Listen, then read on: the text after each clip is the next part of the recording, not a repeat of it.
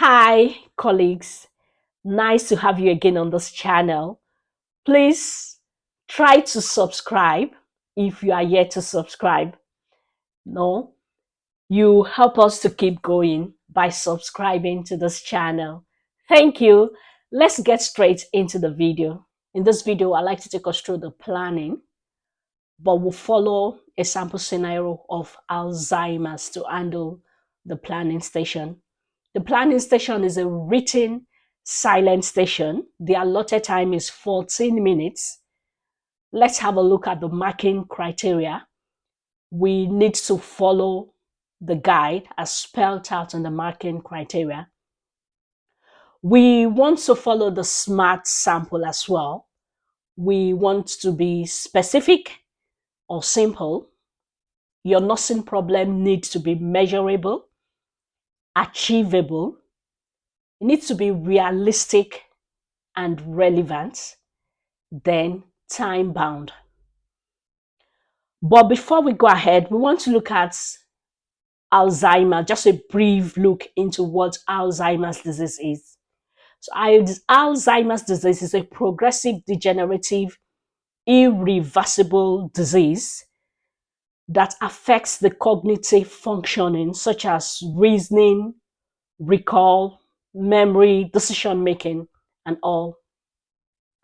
It is a form of dementia, and from the NHS website, it is considered one of the leading cause of dementia in the United Kingdom. The link is posted. You can have a look as regards that. So we need to bear in mind that your nursing plan for your scenario starts from your assessment. You need to ask relevant questions that can help you to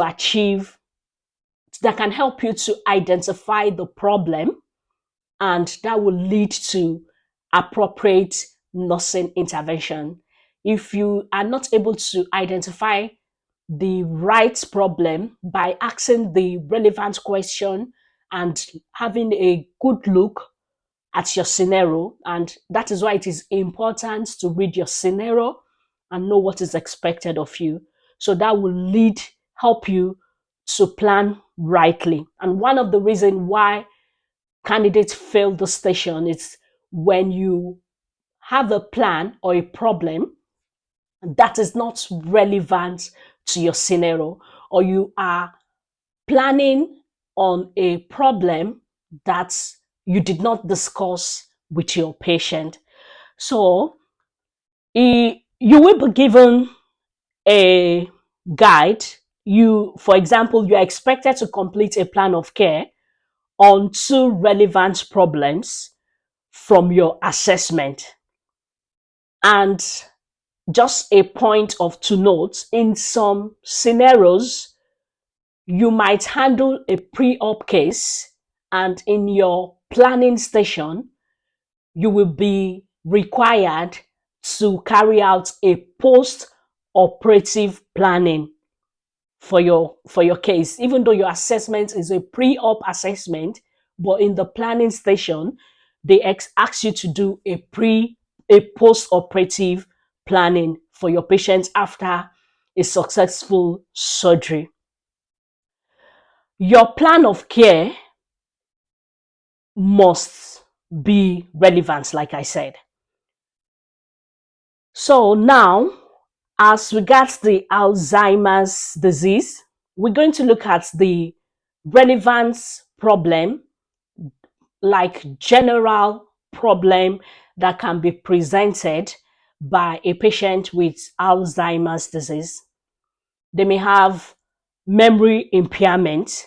So memory impairment related to disease condition, and you have your 6CIT score to back that up. They may present with confusion. So we want to say confusion related to disease condition.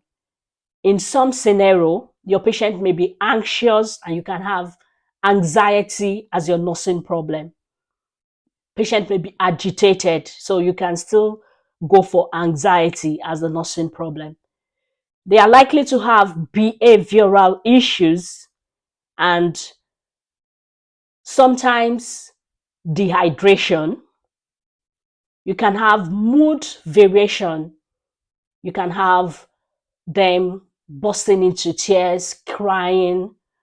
You can have hallucination. They may have pain, and there might be social issues as well, like a classical scenario we're going to handle as we go ahead. They may present with self neglect, and that will give you a nursing problem of self care deficit. They may have risk for harm or injury. No, the cognitive impairments may lead them to wander some, they forget about themselves, walking around. So they need someone to always be with them, or they should not be left alone so that they don't go wandering around. And because of the neglect, because of the cognitive impairment, sometimes they neglect to care for themselves. They don't bother about their upkeep, their grooming, activities of daily living, eating. They don't care about all that. So you can have urinary incontinence. So now, it now depends on your scenario and the relevant problem that your patient presents, that you now decide which one to go with. So for the scenario that was handled in the assessment, we'll take the name as JS. The name does not belong to any medical record. It's just formulated for the scenario. So the name is James Smith. I'll just take it as JS. Date of birth is 1/1/1965. Hospital number 123456. On assessment, the temperature was 37.5. Pulse 86 beats per minute. Respiration 12 counts per minute. The saturation was 96%. The blood pressure was 110/70 and was having a new score of 1. And the frequency of monitoring from the assessment was to be 4 to 6 hourly. Now, the psychosocial history. JS lives in a nursing home since 2019. The wife died in the same year. He has no next of kin, no any relation. Is always forgetful, and he suffers from urinary incontinence, from urinary tract infection. So now, based on the scenario, I'm going to treat just two nursing problems related to my scenario. So the first nursing problem is JS is experiencing memory impairments related to disease condition with a 6 CIT score of 10. So that's my first nursing problem. And during my assessment, JS complained of having issues of brain block, and the scenario also pointed to the fact that he is always forgetful. A 6 CIT assessment was done on him and he had a score of 10. So that is, you can see that this is relevant to the scenario. It's relevant to what I've discussed with JS. So now the aim of care is evaluation dates. James will be re-evaluated today, and that will be the date of your exam. For example, the date of my exam is 23/09/2023. In brackets, James will be re-evaluated today, in brackets 23/09/2023, every weekly. This is a community scenario, so that is why the space of review is every week. So every weekly it's fine. And at the same time, because of the peculiar of the situation, you don't want to do a constant evaluation or assessments that will get the patient agitated or get them upset. So I want to do my review every weekly. Now, my intervention. We want to go by a matter rate, but sometimes if you have extra points you need to add, you can still bring it in between your matter rate. So the first thing is explain, discuss, and gain consent from James for all aspects of care. The M, monitor James' full set of observations every 4 hourly, or you want to go by every 4 to 6 hourly. And where do I get that from? From my new score. I had a new score of 1. And escalate as per news policy. So your monitoring frequency is to be dictated by your new score during your assessment. So the A, I need to assess James' cognitive function weekly using the 6CIT tool charts and escalate as per policy. I need to support JS with activities of daily living as needed or as required. I need to teach James importance of social engagement, cognitive simulation, diversional therapy of his choice, like music, reading newspapers, whatever I love to do, games, to get him engaged. Then the A, administer JS prescribed medication and monitor for effectiveness and side effects.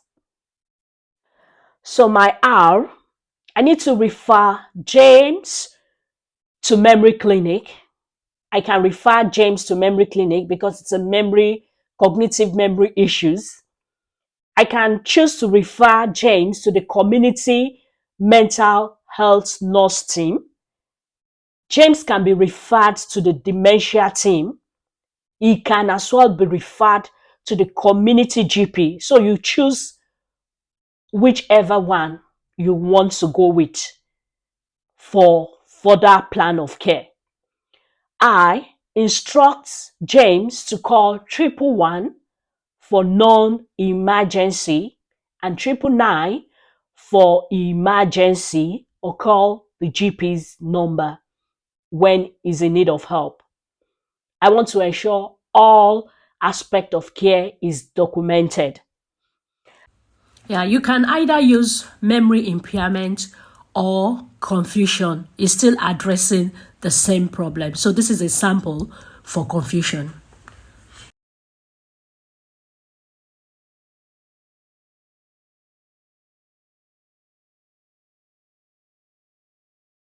Second nursing problem, as related to the scenario, I'm going with James is experiencing urinary incontinence related to urinary tract infection. So now, the something we also need to be mindful of is, for the United Kingdom, the nursing diagnosis or nursing problem, I think the word nursing problem is frequently used. The nursing problem is not like strictly categorized like the NANDA form of nursing diagnosis. That's the point I'm trying to bring out. So that's the second problem is urinary incontinence. That is acceptable in the United Kingdom, related to urinary tract infection. So the aim of care, to relieve James of urinary incontinence. My re-evaluation date. James will be re-evaluated today. The date of your exam in bracket, For example, the date of my exam is 23/09/2023.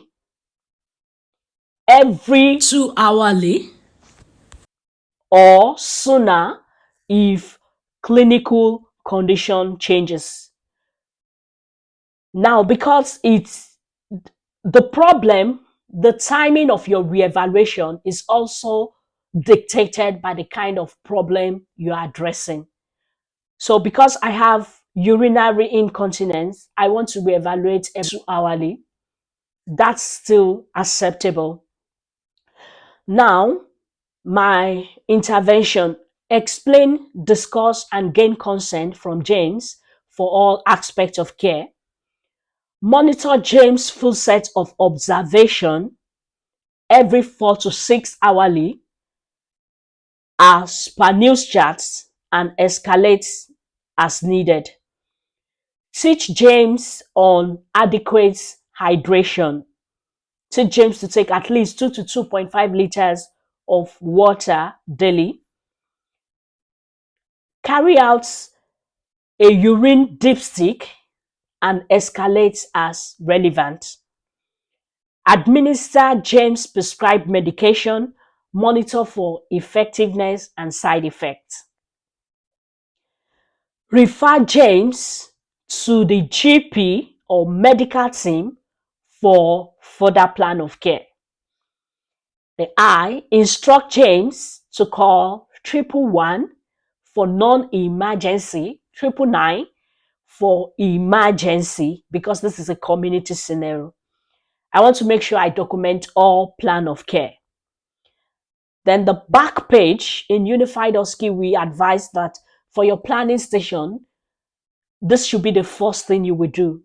Go to the back page of your documents, print your full name, that's the candidate's name, sign, put your signature, the date of your exam. I hope this helps to ace your planning in your OSCE station. Till we come your way again, please kindly like, subscribe, and share this with friends and colleagues. Bye for now.